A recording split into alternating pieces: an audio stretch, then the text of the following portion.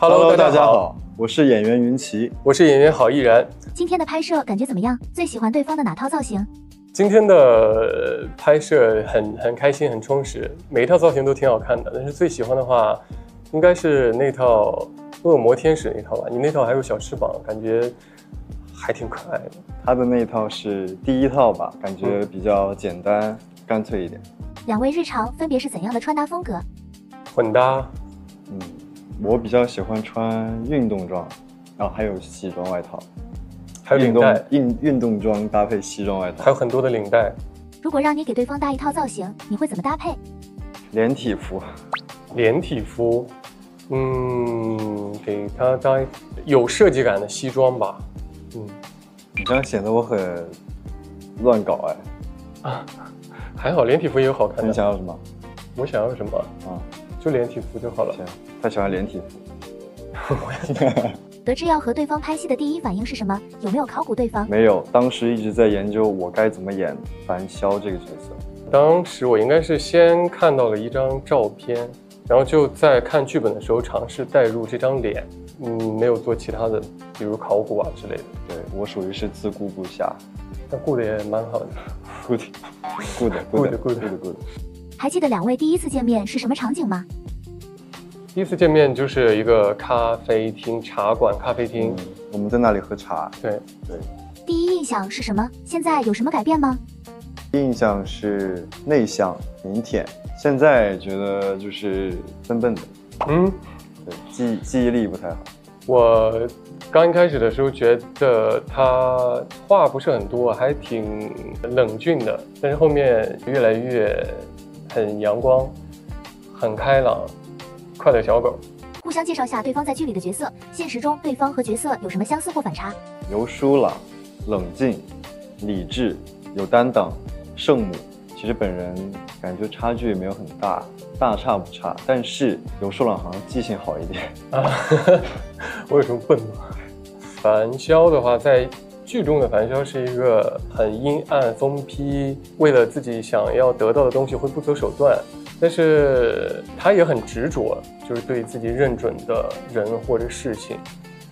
现实中性格就感觉跟剧中差别蛮大的，现实中很活泼、很阳光。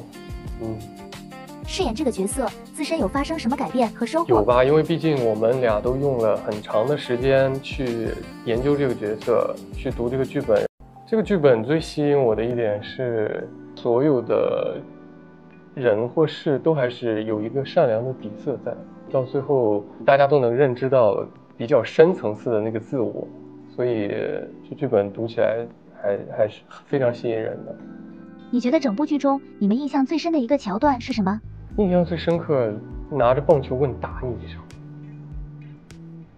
开车撞你的时候，开车撞我，做事情的开端，吩咐阿火的时候，喂，对，因为那是我的第一个片段，就是对开场戏。在拍摄过程中有什么现场趣事可以和大家分享一下的吗？喝醉酒回到家，你整个人的那个身体状态是撅着屁股靠在墙上，但是拍的时候就很好笑，因为你当时就已经热得满头大汗了，我记得。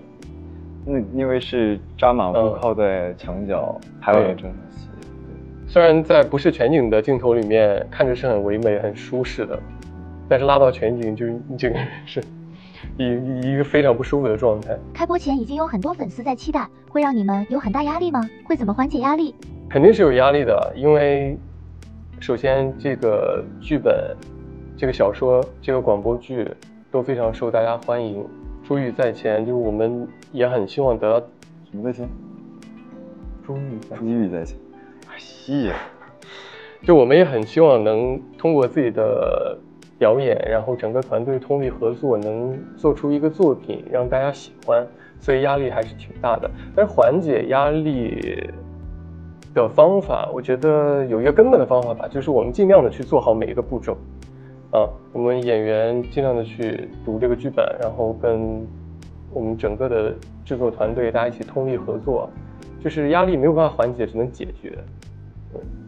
对，压力是一定有的，但实际上我们在做这件事情的过程中是全身心的投入的，已经用了全身心的在投入，我根本就顾及不到压不压力，我只知道我全身心的都在想把这件事情做好。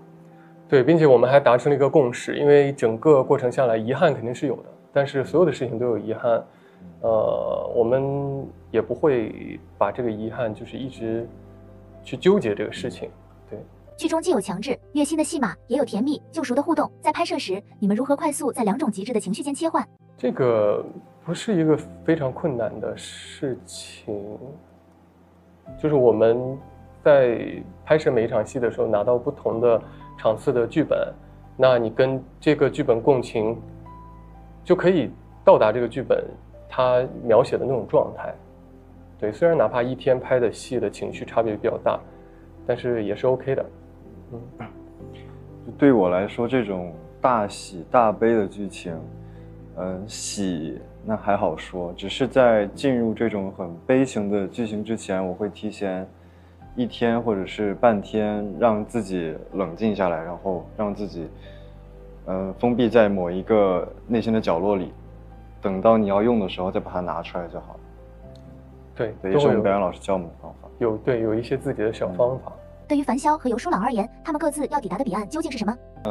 樊潇的彼岸当然是他的救赎，他的尤书朗，他的那束光，这就是他的彼岸。其实对于尤书朗来说，他真心实意的去爱，真心实意的去对待樊潇，樊潇其实也是他的彼岸。里面有很多台词有体现，就是他也可以软弱一点，也可以被别人关怀。其实这也是对他一个从小原生家庭带来的伤痛而产生的一种自我保护之后的对自己的一个救赎，这个也是属于他的彼岸。所以我觉得两个人是相互的。云奇认为樊潇最终是被驯服了，还是成长了？他有哪些本质从未改变？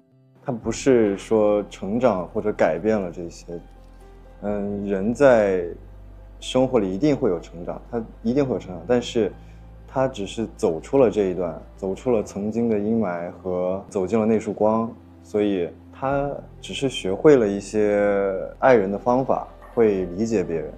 如果给尤书朗一次重新选择的机会，郝依然认为他还会愿意遇见樊潇吗？他会选择，因为他也需要打破自己，他也需要去打破重塑，就像刚才那个问题提到的，就是他自己的原生家庭所带来的给他自己的一个保护壳，他需要去打破这个，他才能探求更深层次的他内心最想要的东西是什么。所以我也是希望他能够有这样一个机会，还是会要跟樊潇遇到。你们希望观众通过这部剧收获怎样的情感体验或关于爱的思考？我记得开机的时候有媒体问到过这个问题，我当时有讲说，在接到这个剧本之后，我们都觉得它可以成为一个传达爱的载体，所以我们都很想把这个角色演好。二位的 MBTI 是什么？最近做过最 E 的事情是 ENTJ， 最 E 的事情一直都挺 E 的。什么事情是最 E 的？意中之意。意中之意吗？惊天动地吗？好像没有那么惊天动地的。喜欢大庭广众的跳舞吧，可能。最近有吗？有大庭广众的跳吗？最近？小庭广众吧。我的 MBTI 在生活中比较 INFP， 但是在工作中我会强迫自己，或者慢慢进入一种 ENFJ 的状态，就会让自己更积极一点。最近做过最 E 的事情是啥？在商场，就看到一个人在吃一个很好吃的东西，也不认识。哦，我想起来了，就跟他要了一块。说完。对。然后果然很好吃，就问他在哪儿买的，然后火速去买了一份。在我上大3的时候，还是大2，我去出差上课我回来，在高铁站的长椅上等车。我这个时候看到隔壁有个大叔在吃橘子，然后我也很想吃，我就说我也想吃，他就给了我一颗。我以为你说你站着别动，我去给你买几个橘子。没有，他给了我一颗。粉丝说想看你俩的双人 vlogs， 什么时候安排一下？如果让你们一起策划一个 vlogs， 最想尝试什么主题？最近天冷了，最想滑雪，就是这种题材吧，感觉很有意思。你嘞？赞同。对，赞同要明确说出来。对，就是冬天来了就该滑雪了，滑雪的时间。